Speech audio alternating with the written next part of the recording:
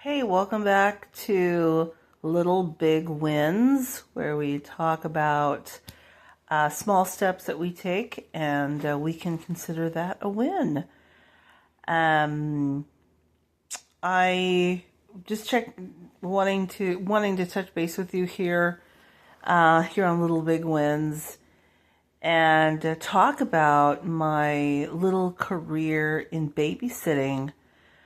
Since I have moved here to New York City. That was back in 2017. It is definitely not a career move that I thought I would ever make or participate in. I actually have a PhD from a very prestigious school in Switzerland. And yes, I did have a previous career of being a full-time professor, utilizing those credentials and those qualifications. And I'm really happy I did school. I also am still on hiatus with another master's program that I'm doing here in New York City at Sotheby's. That's been put on hold for a few reasons, and I will go back to that. But I want to place some focus on my babysitting career and what that has done for me. Clearly, I want to get this out of the way first. Clearly, babysitting and childcare is not necessarily currently one of those prestigious, kill a fat hog type of jobs. Or at least that's the perception of it. The actuality, however, is that there are child care professionals, nannies, and babysitters that do make, here in New York City and elsewhere, over $100,000 per year. That was never me, although I do have jobs where you can make a killing, actually, but it still does not have a certain type of worldly prestige. And I have spent some time thinking through that as I have participated in childcare. Just a little more background about myself. I am a divorced person. We did not when I was in that marital union, we did not have any children biologically, nor even by adoption. So that was unfortunate, and maybe in another podcast I'd be able to explain more about that. Anyway, so I'm really childless in my late midlife, and it's not something I planned. And for all the accomplishments that I have in life, and there are many, not to toot my own horn, but I do want to share with you the little big wins, or the big wins that I have gained by doing these little nannying jobs. A side note, many of these jobs these babysitting jobs actually paid really, really well.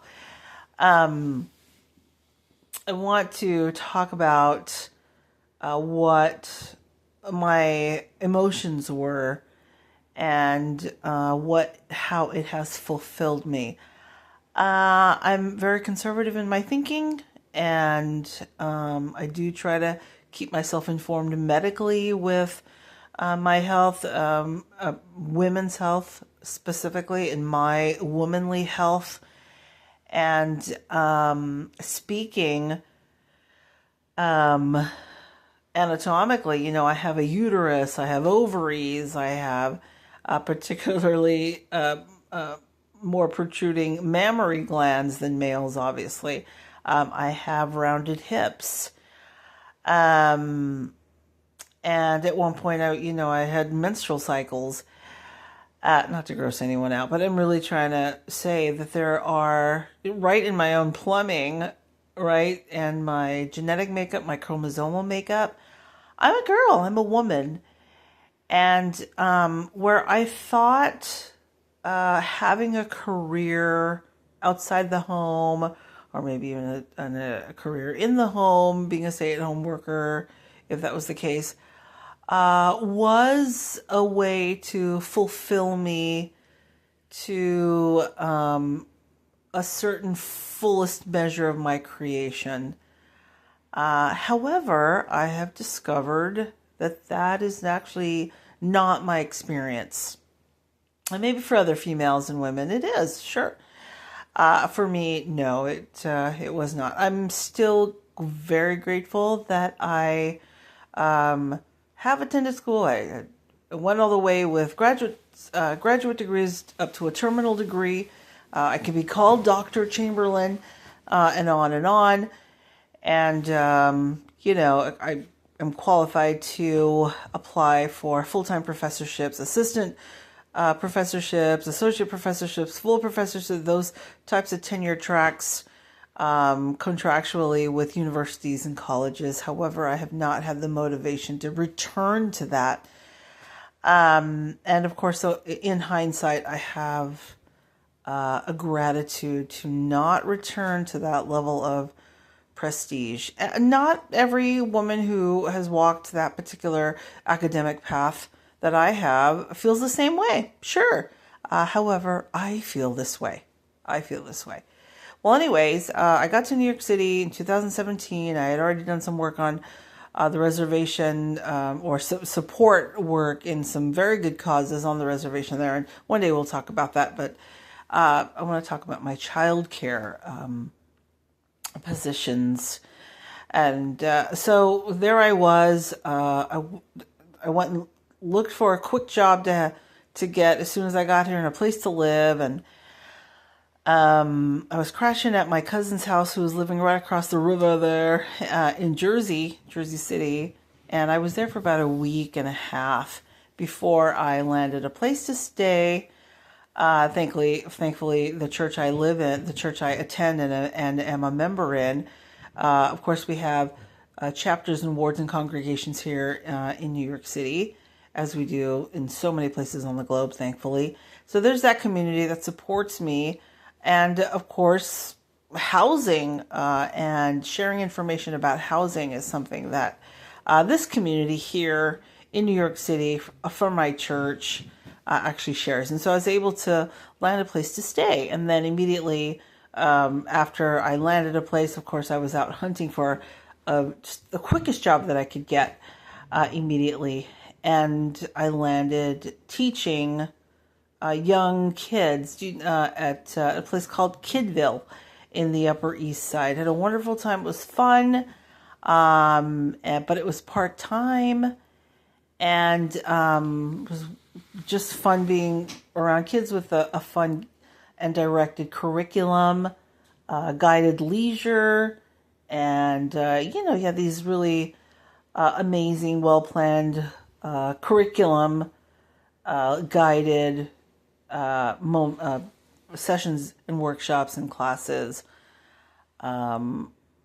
specializing in sensory immersion and mathematical perspectives and practical applications, that kind of thing, in really, really fun ways.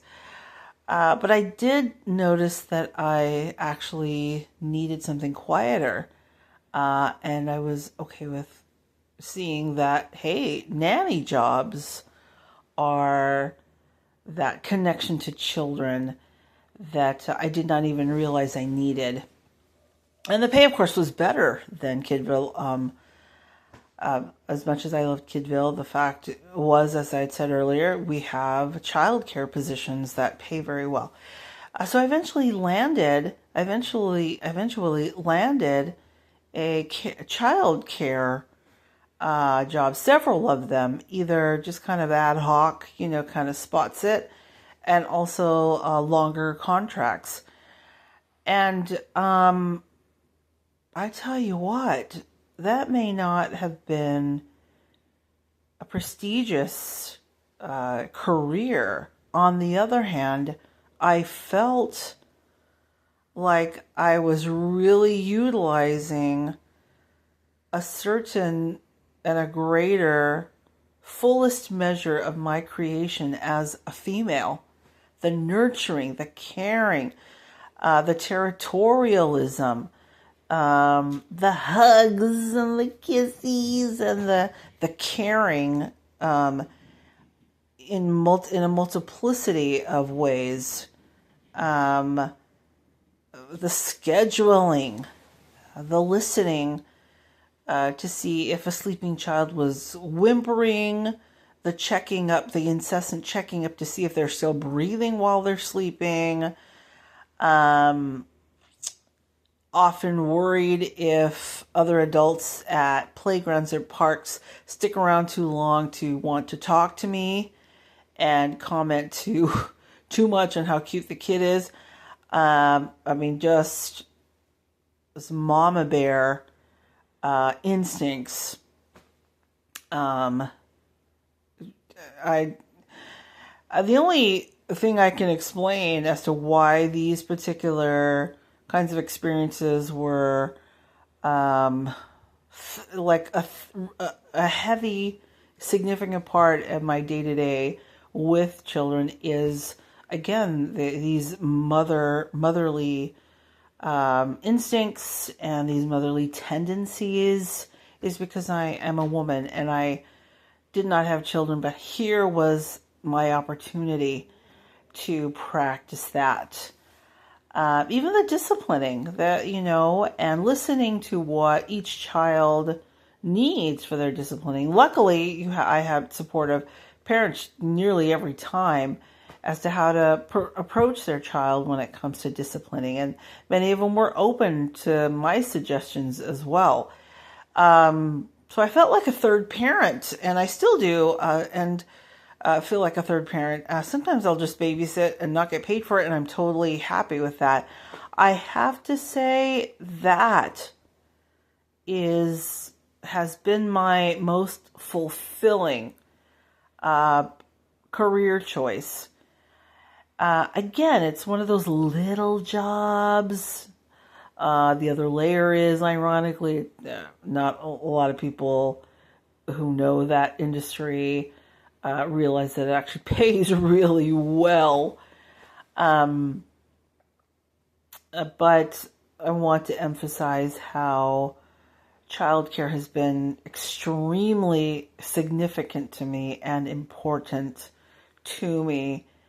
And I felt myself, or every time I babysit or watch someone's kid, a child or infant or even teenager, or preteen or toddler, either one of them or a group of them, like babysitting multiples, or even in my volunteer assignment at church to care for young preteens or young 4-year-olds or 3-year-olds, or teenagers even. I feel a great sense of fulfillment. Nothing greater. No greater job. I'm getting teary as I'm expressing this, because I see myself so different from when I was just a sheer scholar. Really different. I feel I am more in touch with being womanly and being feminine and being a nurturer. And I find myself more articulate. People often would tell me, "Hey, you're intellectually articulate. They would tell me, "Oh, you're also thoughtfully articulate. You're vocally articulate." I find that being a babysitter and a nanny has really enhanced my nurturing and feminine articulations. That has been more fulfilling. that is also linked to my great appreciation for mothers and fathers, for parents. In my book, often it's a thankless job being a parent, but in my book, parents are superheroes. I get to babysit their child or children a few hours a day, or on date night, and then I go home. But parents to me, they are the sun, moon, stars to me. I all but worship them. And just the grit, saying yes to a lifetime and a lifestyle of giving and giving and being stretched to their limit and beyond, and the providing they have to do for another human being the rest of their life. Parents are heroes to me. And though I had just a little taste of it by being a babysitter or a nanny, I also begin just to a little bit to understand the power of fulfillment, most fulfillment, the highest sense of fulfillment in parenting. My greatest respect to any group of people is to parents, and I'll say that over and over again. So again, we have this little non-prestigious career of being a sitter and a nanny, and I have felt the most fulfilled, the most emotionally articulate. That process has been added to my cadre of being and articulations. And I'm still learning, still learning. I am in no way or shape, I am in no way or shape to give advice on parenting at all. And I'm not, I'm not like, number one A+ babysitter of the city, let alone a town or the world. Nothing like that at all. I just do know that I have changed because of my career in babysitting. A very non-prestigious career, absolutely. Some would say, oh my gosh, she's just a babysitter. He's just a babysitter. But I will, in this podcast, express some other things that I have also gained in addition to being and feeling and experiencing so much fulfillment as a woman and in that motherly way towards children. And I absolutely love it. Do know that my businesses are geared and designed for me to stay home and enjoy that nesty, domestic, stay-at-home atmosphere of making things nurturing for myself. If I had a husband or even a boyfriend, I would, make this place welcoming in another way, and even more so than even when I was married. And so I feel that there has been growth in me. Nothing overnight, though. Not overnight. It was a series of caring for children, stretching my level of patience, exercising the beauty of worrying and caring and focusing on another human being. I do want to preface this by saying that before that, I had, on the reservation, I took care of an inbound, wheelchair-bound, homebound, Hunka Lakota auntie of mine on the Pine Ridge Indian Reservation. And there also I was able to not be a babysitter really, but a caretaker. And so that female part of me was, the domestic female part of me was also feeling that fulfillment of caring for another human being. And the children I care for are not blood related to me directly.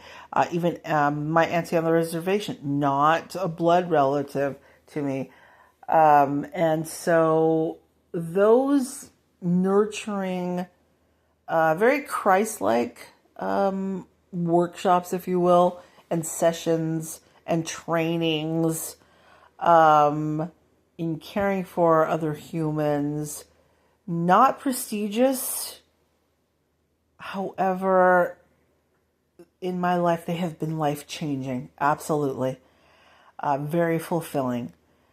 So I just wanted to push that particular part of my expressions here. Having said that, while I have been babysitting, I also moonlight as a personal assistant to another elderly person in the arts, the performing arts here in New York City. While I've been doing that, and of course lately I've been substitute teaching just to like help pay the bills, to that type of thing. To look at like different investments where my few bucks can go for every paycheck, that type of thing. I have also, over the last 7 years or so, thought through the types of businesses that I would create. And so it was not until about over 2.5 years ago I started creating my businesses and thinking through them next level, and also building them online and building them up to the point where I am right now. I'm right now ready to pay the fee in the state of New York where I live, because I live in New York City, to become an S Corp, a business entity, and have that status so I can operate and be counted in the books, to be legal. And so I'm ready for that. The care and the nurturing of children has helped me transfer that care and the nurturing towards details and complexities of building my businesses. And once that's done, I'll be able to navigate and give myself a schedule as to what I focus on, which part of the business I focus on Mondays, then the next one on Tuesdays, on Wednesdays, and give myself a realistic, practical schedule to handle all my e-commerce businesses. Well, I have one business and then many subsidiaries under that, actually, and projects with that. There are over 40, which is fine. And we can talk about in more detail of that later. So I can actually put that to rest while I am in the pursuit of transitioning from being a child care nanny, babysitter, caretaker to and transitioning from being a substitute teacher, mostly at schools where there are pre-K to high school students, and transitioning also out of being a personal assistant for an elderly client of mine. Transition out of that and work in the oil, energy, and petroleum industry. You might think it's a jump. Well, if you know me, you know that I have been researching oil and petroleum and energy for the last couple of years, as well as crypto. And again, it's normal for any listener to say, how in the world are you connecting? In my mind, may I share that, and in my experience, and in my conclusions, and what I have learned and picked up from being a child care professional and a pro bono caretaker, for previous, like when I was on the reservation with Auntie Lulu, that sense of care, womanly care and nurturing, does indeed translate into professionalism, and what we have learned from that. For example, when it comes to composing data sheets, spreadsheets, projects, the amount of intense care and eagle eye precision that transfers over from being a child care professional or caretaker onto the type of care, extra care, like next level extra care with projects and composing them and building them.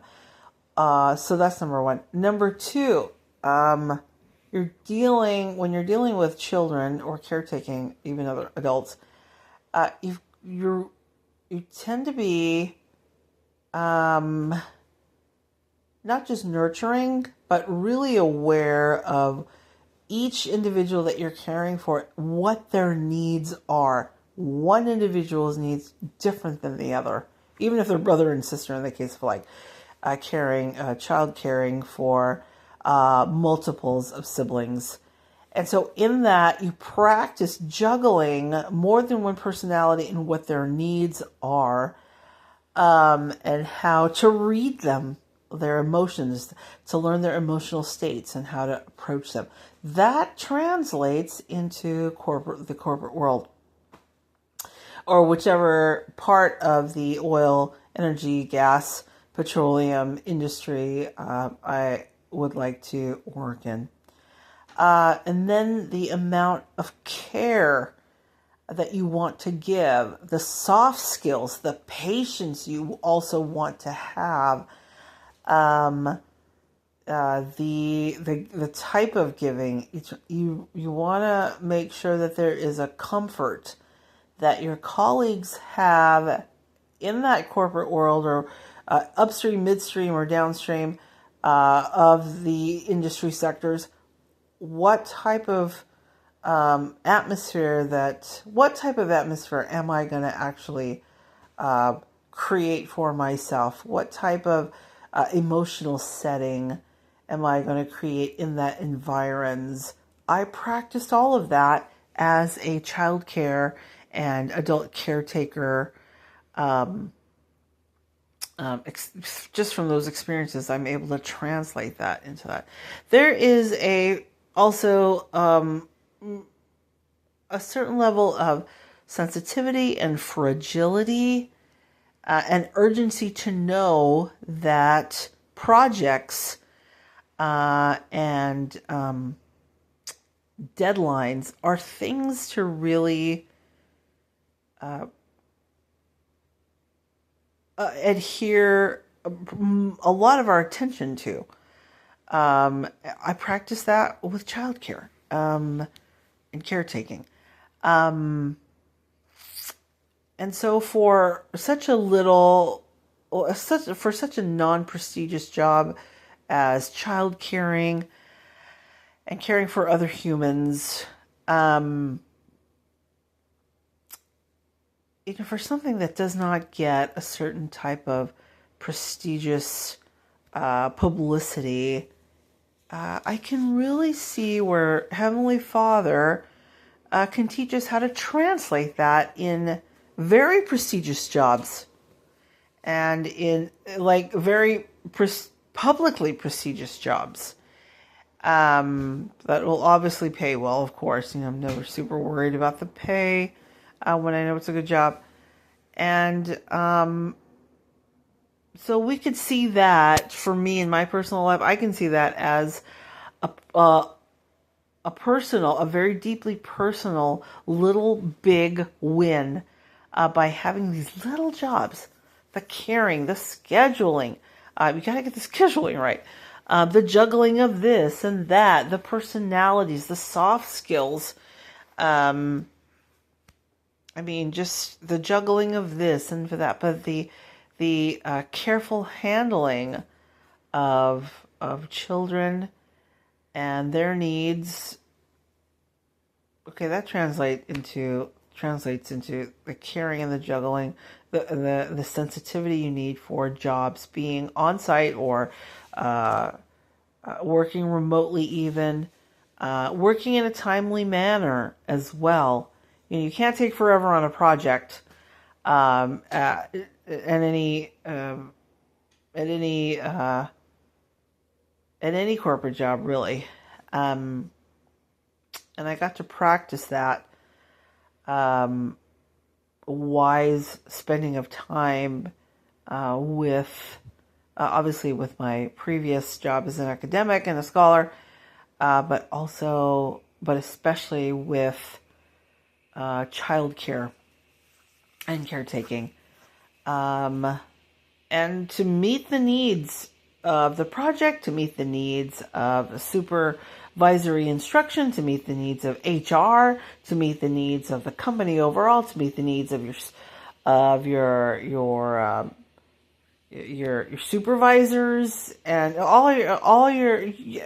myself as an underling. I can offer those things because I have recently practiced them as a babysitter. And so I just wanted to express that. The other thing too is being a child care professional or even a volunteer for children and an adult caretaker years ago before I moved to New York City, is that it's not that little a thing to care for other humans. It's not little. The prestige may be little and, not quite in the eyes of society. Those things may not be on the most prestigious jobs things. But the impact that we can have in caring for another human, those are magnanimous. Those are significant. Those are not small things at all. And I got to practice that. I still do. I still volunteer for young children at church, even though I'm transferring myself out of the substitute teacher industry, and I'm transferring out of the personal assistant job I have, and I'm transferring myself out of most of the childcare babysitting, spot sitting ad hoc jobs that I get offered often from communities I'm involved with here in the city. I will know that those opportunities to practice that giving and that nurturing and that caring and all that juggling and that patience, everything that I've learned, all translatable into high corporate jobs, such as the oil and petroleum and the energy industries. It's not a small thing. And so I want to say that I wanted to use this episode to express that and have an appreciation of myself in having learned so many things in an industry that is often not taken seriously nor made equivalent to corporate jobs. Thank you.